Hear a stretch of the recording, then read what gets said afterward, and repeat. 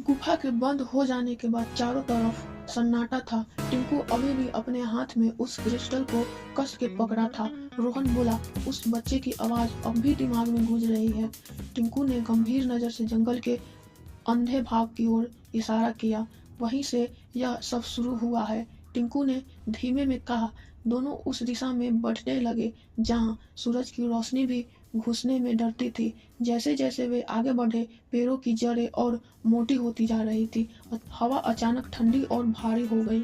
रोहन ने कांपते हुए कहा, यह जगह अजीब है। टिंकू ने अपनी पूंछ फिर से उठाई और रोहन को चेतावनी दी। अचानक पास के पेड़ के पीछे से सरसराहट हुई। दोनों तुरंत रुक गए। टिंकू धीरे धीरे आगे बढ़ा। जैसे ही उसने पत्ते को हटाए, एक छोटा चीखता पक्षी बाहर उड़ा। रोहन ने राहत की सांस ली। उफ, मैंने तो सोचा दानव होगा। लेकिन टिंकू अभी भी चिंतित था। उसने जमीन पर उभरे अजीब पैरों के निशान को देखा। रोहन बोला, ये उसी बच्चे के पैरों के निशान लगते हैं। निशान जंगल की ओर गहराई में जाते थे। दोनों तुरंत उनके पीछे चल पड़े। हवा में हल्की हल्की फुसफुसाहट सुनाई देने लगी। रोहन ने डर कर पूछा, क्या वही बच्चा है? अचानक टहलनी टूटने की आवाज आई। टिंकू तुरंत रोहन के सामने कूद गया। पेड़ के पीछे से एक परछाई भागती हुई दिखाई दी। रोहन चिल्लाया, रुको, हम मदद करने आए हैं। परछाई नहीं रुकी, बल्कि वो और तेज भागने लगी। टिंकू ने इशारा किया, पकड़ो उसे। दोनों उस परछाई के पीछे दौड़ पड़े। जंगल की जमीन फिसलन भरी हो गई थी। रोहन का पैर फिसलते फिसलते बचा। टिंकू पेड़ों से पेड़ पर कूदता हुआ आगे बढ़ रहा था। परछाई अचानक एक पुरानी झोपड़ी में घुस गई। झोपड़ी का दरवाजा अपने आप बंद हो गई। रोहन ने धक्का देने की कोशिश की, पर दरवाजा अटका था। टिंकू ने खिड़की से अंदर झांका। अंदर एक हल्की नीली रोशनी चमक रही थी और कोने में वही बच्चा बैठा था। उसकी आंखें खाली और डरी हुई थी। रोहन टिंकू के कानों में फुसफुसाया, हमें इसे बचाना होगा। टिंकू ने चुपचाप सिर हिलाया, लेकिन तभी बच्चा धीरे धीरे उठने लगा। उसकी पीठ पर काली लपटें उभर रही थी। रोहन डर कर पीछे हट गया। टिंकू ने तुरंत उस पर नजरें गड़ा दी। बच्चे की आंखों में अचानक लाल चमकने लगी रोशनी। उसने भारी आवाज में कहा, तुम्हें वापस नहीं आना चाहिए था।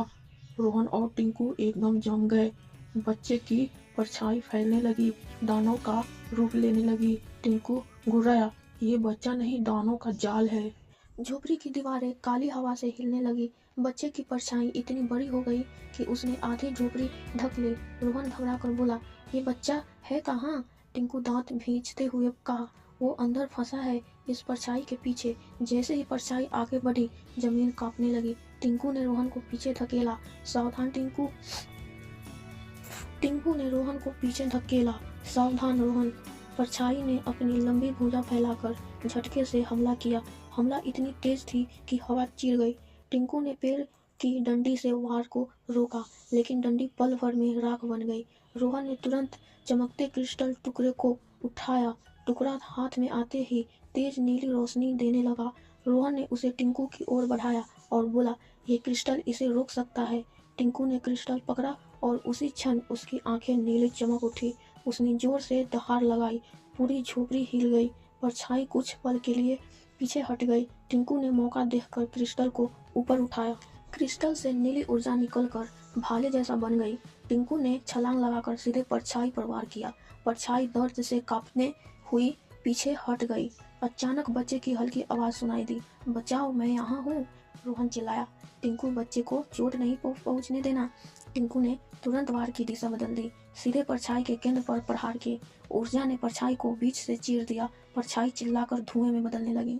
धुएं के बीच बच्चा जमीन पर गिर पड़ा। रोहन तुरंत उसकी ओर भागा। बच्चा कांप रहा था, लेकिन वो जिंदा था। उसने रोहन की ओर देखा। तुम आखिर आ ही गए। रोहन चौंक गया और बोला, तुम हमें जानते हो? बच्चे ने धीमे धीमे सिर हिलाया। दानव कई सालों से मुझे यहाँ कैद किया हुआ है। टिंकू पूछा, पर क्यों?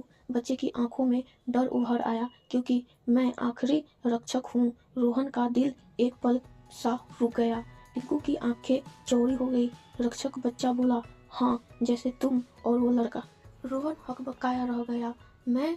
बच्चे ने कहा, तुम दोनों अगले संघर्ष के लिए चुने हुए हो। अचानक झोपड़ी की दीवारें फिर कांपने लगी। टिंकू घुर्राया, ये दानव फिर वापस आ रहा है। बच्चे ने कहा, यह बस उसका पहला रूप था।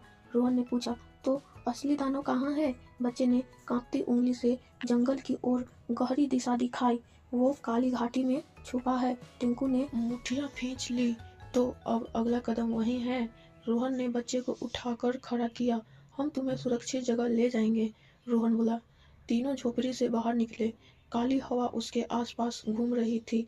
टिंकू ने अंधेरे जंगल की ओर देखा। अगला युद्ध काली घाटी में होगा।